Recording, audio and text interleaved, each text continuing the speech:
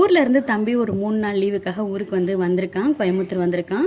முதல்லலாம் தம்பி நம்ம வீட்டில் இருந்து தான் ஒர்க் போயிட்டு இருந்தான். பட் இப்போ அவனோட ப்ரொமோஷன் அண்ட் அதுக்கப்புறமா அவனோட ட்ரான்ஸ்ஃபர், ஸோ ரெண்டும் சேர்ந்ததுனால சேலம் போக வேண்டியதாக இருந்தது.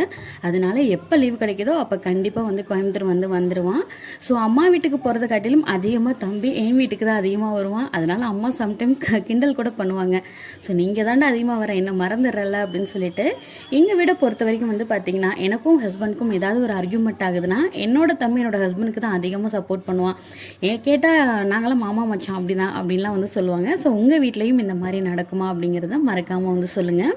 இன்றைக்கி தம்பி வந்திருந்ததுனால ரொம்ப ரொம்ப ஸ்பெஷல் நாட்டுக்கோழி குழம்பு தான் அம்மா ரெடி பண்ணியிருந்தாங்க. எனக்கு கட்டு போட்டிருக்கனால அம்மாவுக்கு ஹெல்ப்லாம் பண்ண முடியல. அதனால ஃபுல் ஒர்க்குமே அம்மா தான் பார்த்துக்கிட்டாங்க. ஸோ நான், தம்பி, ஹஸ்பண்ட், அம்மா எல்லாம் சேர்ந்து சாப்பிட்டுட்டு மொட்டை மாடியில் தான் போய் தூங்கணும். எங்களோட டே சூப்பராக ஸ்வீட்டாக இப்படி தான் கம்ப்ளீட் ஆனது. தம்பி ரொம்ப